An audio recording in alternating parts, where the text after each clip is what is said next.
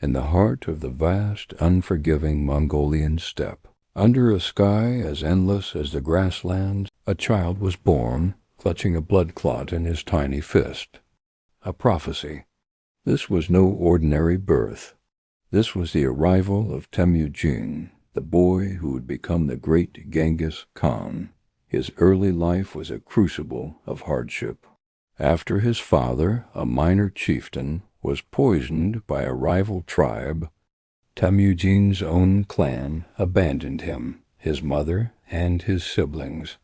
They were left to fend for themselves in the wilderness, outcasts in a world where the strong devoured the weak. He learned to hunt, to survive, to endure hunger and cold. He learned the bitter taste of betrayal and the burning desire for revenge. One fateful day, his young wife, Bert, was kidnapped by the rival Merkit tribe.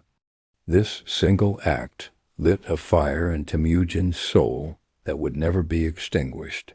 It was not just about rescuing his wife. It was about reclaiming his honor, about proving his worth. He sought an alliance with his father's sworn brother, Toghrul, and his childhood friend, Jamuka. Together they crushed the Merkits and rescued Bert. This victory was his first taste of command, his first step on the path to power. But alliances forged in necessity are often fragile. The bond between Temujin and Jamuka, once brothers by oath, began to fracture. Their visions for the future clashed. Jamuka favored the traditional aristocratic rule, while Temujin promoted meritocracy, rewarding loyalty and skill above noble birth. Warriors from all tribes, drawn by his charisma and fair-mindedness, flocked to his banner. The steppe was divided, and a war between the two blood brothers became inevitable. The conflict was brutal, a storm of iron and blood that swept across the plains. Temujin, a master strategist, used innovative tactics and psychological warfare. He organized his warriors into disciplined decimal units, a revolutionary concept that allowed for unmatched command and control. He faced defeats and betrayals, but with each setback, his resolve hardened. In the final, decisive battle, he shattered Jamuka's forces. In a poignant, haunting end to their brotherhood, they defeated Jamuka, asked to be executed without spilling blood, an honorable death befitting a noble. Temujin granted his wish, solidifying his position as the sole ruler of the steppe. In the year 1206, at a great assembly, a Kurultai, the chieftains of the united Mongol tribes bestowed upon him the title of Genghis Khan, the universal ruler. He was no longer just a man. He was the embodiment of the Mongol nation, the chosen of the eternal blue sky. He then unleashed a force the world had never seen. The Mongol horde, a disciplined, seemingly unstoppable wave of cavalry, poured out of the steppe. Their conquest began with the Western Xia and the Jin dynasty in northern China. Cities that resisted were razed to the ground, their populations annihilated. But cities that surrendered were often spared and integrated into the growing empire. This was his brutal but effective policy: submit or perish. The world watched in terror as the Mongol storm surged westward. The Khwarezmian Empire in Central Asia, a rich and powerful sultanate, made a fatal mistake. They provoked the Khan's wrath by killing his envoys. Genghis Khan's retribution was apocalyptic. The magnificent cities of Samarkand, Bukhara, and Urgent centers of learning and culture were turned to dust.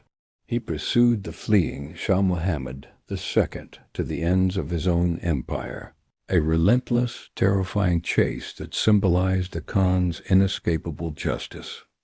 The rivers, it was said, ran red with blood. Yet amidst this whirlwind of destruction, Genghis Khan was also a builder. He established the Yasa, a secret code of law that governed everything from property rights to military discipline, creating order within his vast domain. He created the Yam, a revolutionary postal relay system with riders carrying messages across thousands of miles, connecting the far-flung corners of his empire. He promoted trade along the Silk Road, making it safer than ever before. He practiced religious tolerance, a concept unheard of in many parts of the world, allowing Christians, Muslims, and Buddhists to practice their faith freely. He was a paradox, a destroyer of worlds and a unifier of peoples. In 1227, during his final campaign against the rebellious Western Shia, the great Khan's life came to an end. The exact cause of his death remains a mystery. Some say it was a fall from his horse, others an illness or an arrow wound. His final resting place is the world's most guarded secret. As per his command, he was buried without a marker, his funeral procession killing anyone and anything that crossed its path to ensure the location would never be found. The river was diverted over his grave, forever concealing the conqueror from the world he had reshaped. Genghis Khan's legacy is immense and complex. He forged the largest contiguous land empire in history, a domain stretching from the Pacific Ocean to the heart of Europe. His conquests caused the deaths of millions, yet they also paved the way for a century of peace, the Pax Mongolica, which facilitated unprecedented cultural and technological exchange between East and West. He was born a pariah in a land of nomads and died the ruler of a quarter of the world's people. From a blood clot in his fist to an empire etched across the globe, the story of Temujin is a testament to the indomitable power of a single will against the chaos of the world. His shadow still looms large over the plains of history, a haunting, epic saga of a boy who became a conqueror, a man who became a legend. Thank you for watching. If you enjoyed this story, be sure to like, share, and subscribe. And turn on your notification bell for more epic stories from history.